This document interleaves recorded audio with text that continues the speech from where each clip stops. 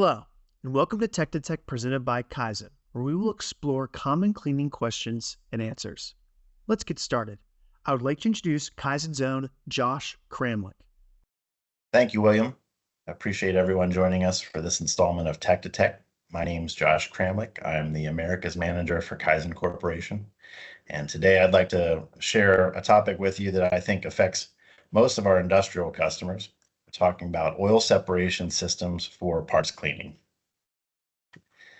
So I want to start this discussion by talking about the fact that the separation method really depends on the type of mixture that we're dealing with. In a lot of cases, we're looking at emulsion suspensions. Examples of those would be milk, latex paint, even blood as an example, and of course, some aqueous parts cleaning solutions. The second type would be non-emulsions, immiscible fluid combinations. And here where examples would be salad dressing, think about your typical oil and vinegar, oil and honey, and then of course also some aqueous parts cleaning solutions. These two types of aqueous parts cleaning chemistries, emulsifying chemistries, are formulated with surfactant packages that are really designed to stabilize that emulsion and keep the oil trapped in solution. They tend to have this very white, milky, uniform appearance that you see on the left side of the photo. Our splitting chemistries, all the KYZEN products that you'd be using, aqueous metal finishing chemistries, are formulated with a different surfactant package, and they're designed to separate those oils quickly so that they can be transported out of the bath.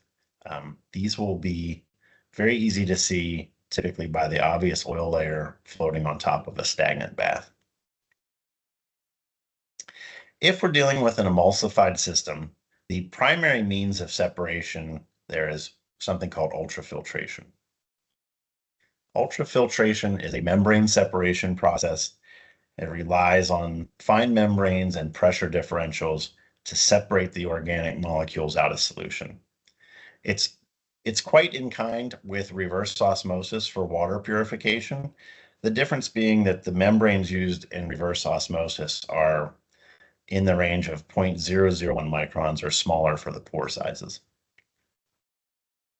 With these systems, there's a pretty serious consideration of the operational cost, the system installation costs themselves, the membrane life in these systems is something to be mindful of, and there are other consumables to be concerned with as well. However, again, if you're using splitting chemistries, as in the KYZEN products, oil separation gives us a few different types of options. One would be skimming systems, float and suction type systems, and coalescers. So we'll talk about these in a little bit more detail.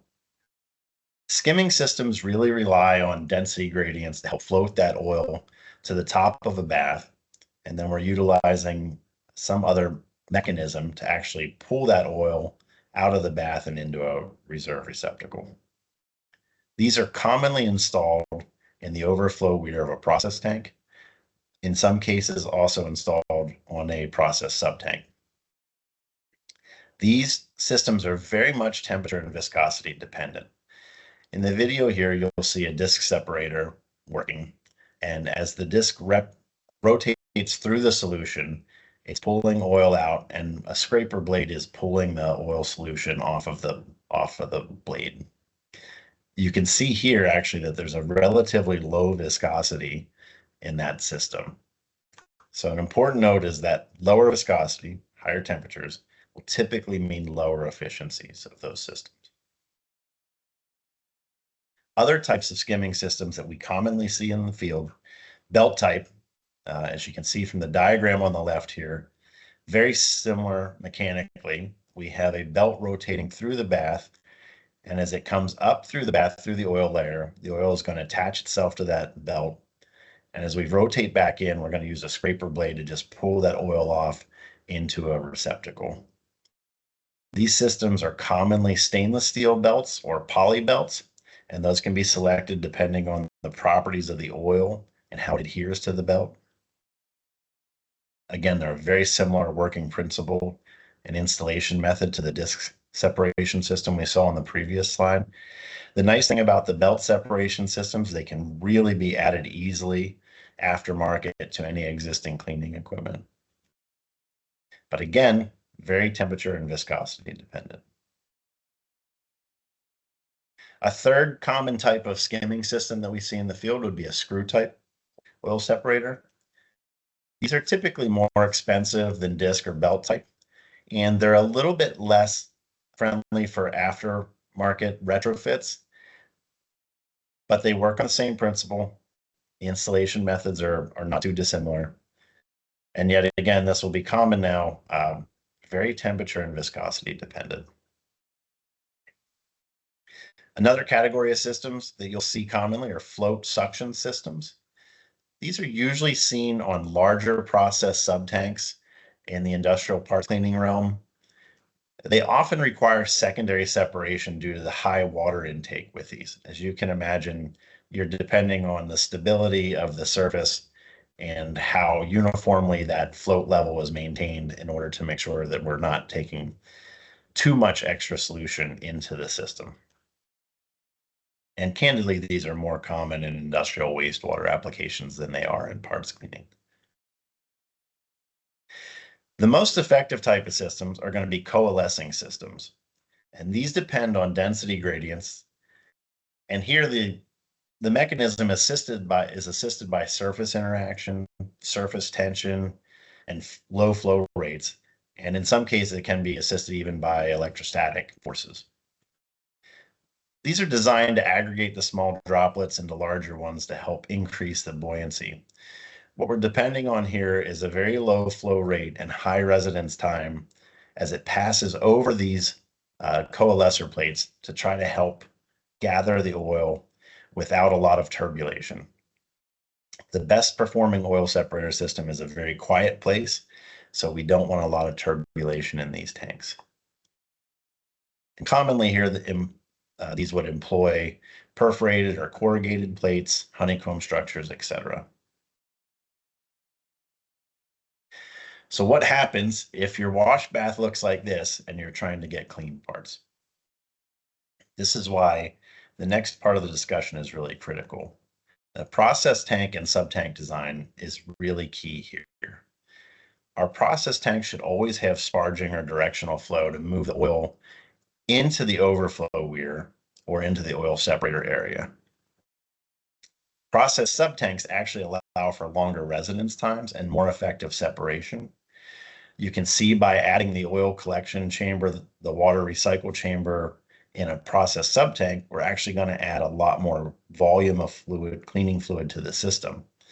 Here we'd be looking at, potentially increasing the total volume of cleaning solution by 50% or something, but we would also expect to see an associated bath life increase with that.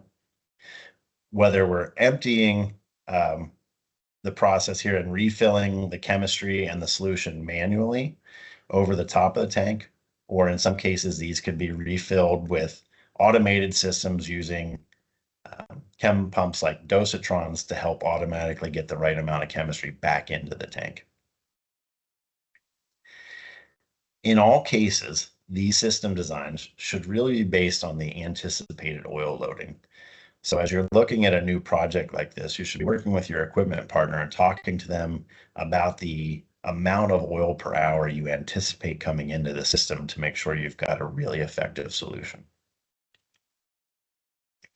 So what are a couple of frequently asked questions on this topic? The first here is probably the one we hear the most. If higher temperatures reduce viscosity, how can I optimize my cleaning process and oil separation? And the answer here is to reevaluate your cleaning performance, and if possible, try to run on the low end of the recommended temperature range for your cleaning chemistry. For example, if you've got a cleaning product that's recommended for use from 120 to 160 Fahrenheit, and you find that you get good cleaning results in the 120 to 130 range, that's going to help increase the viscosity of the oil as you're going through the separation system. Do spray and immersion systems have the same concerns? Effectively, yes.